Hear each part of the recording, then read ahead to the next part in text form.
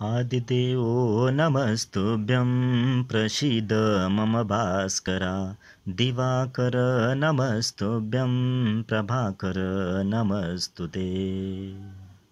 तरुणाने इतिहास वाचायचा नसतो तर जगायचा असतो आणि घडवायचा असतो। इतिहास जगण्यासाठी व घडवण्यासाठी डोळ्यासमोर नेहमी इतिहास व ऐतिहासिक गोष्टी असाव्या लागतात। चला तर आज रविवार म्हणजे भास्कराचा दिवस, उगवत्या सूर्याबरोबर रविवारचा प्रवास चालू झालाय। आम्ही निघालोय आज दौलताबादच्या घाटात। दौलताबादच्या घाटातून जाणारा प्रत्येक वाटसरू या घाटात खाली डोकावून पाहतो। खाली डोकावून पाहिल्यानंतर त्याला दिसतं निसर्ग आणि निसर्गाने भरलेला परिसर।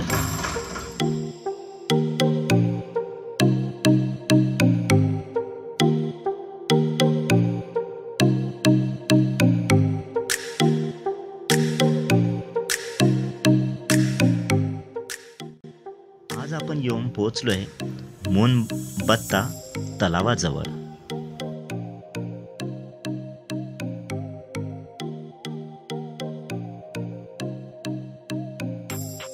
या तलावाचा इतिहास असा सांगतो की दौलताबादच्या किल्ल्यावरची पाण्याची व्यवस्था या मोनबत्ता तलावावरून करण्यात यायची। या तलावाच्या चहूबाजूने डोंगर आहे।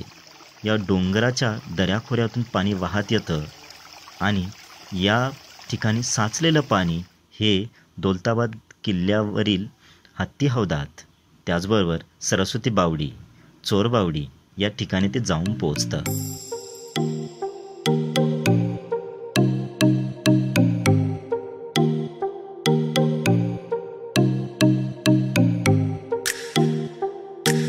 अरे वा, त्या कोपऱ्यात एक मोठा छानसा धबधबा दिसतोय। चला तर आपण पुढे जाऊया।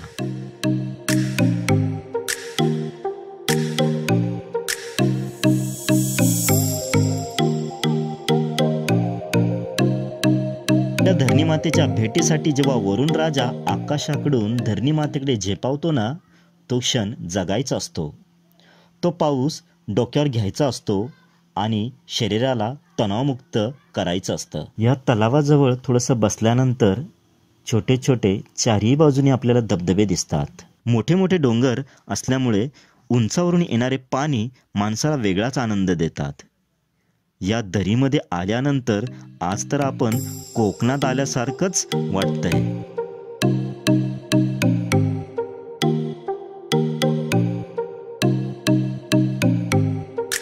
आंब्याचे, चिंचेचे, वडाचे खूप मोठे मोठे असे वृक्ष। हे वृक्ष माणसाला तर सांगत नाही ना की आमच्यासारखी मोठी व्हा, उंच व्हा आणि दुसऱ्याचा निवारा बना आणि आनंदी राहा।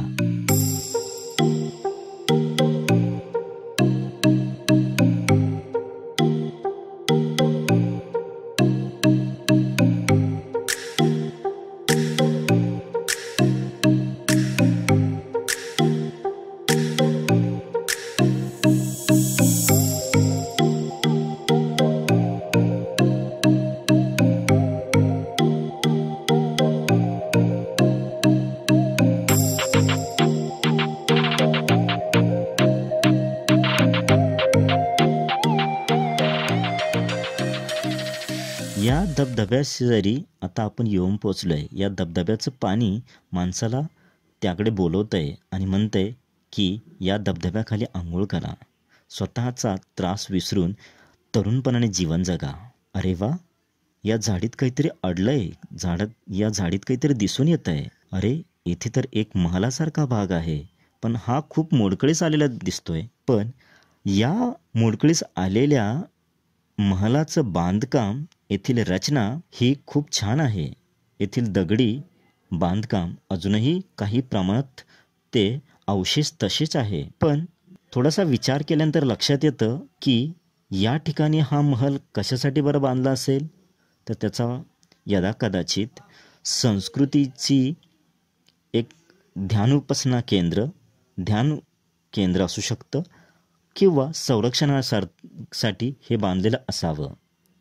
या ठिकाणी काही दगडी पायऱ्या देखील आहे, अजूनही त्या चांगल्या दिसत आहेत। आणि थोडंसं खाली उतरल्यानंतर अरे त्या झाडीत थोडंसं वरती चढून गेल्यानंतर गुफा दिसते आणि या गुफेत एक व्यक्ती ध्यानावस्थेत बसू शकतो अशी देखील जागा आहे.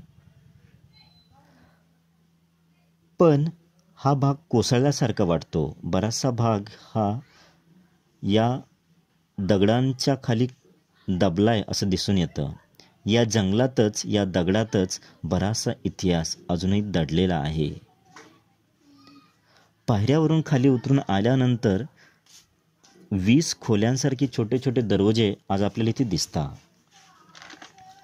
या दरवाज्यांची आणि मानवाची कित्येक वर्षांपासून ओळख झालेली नसावी.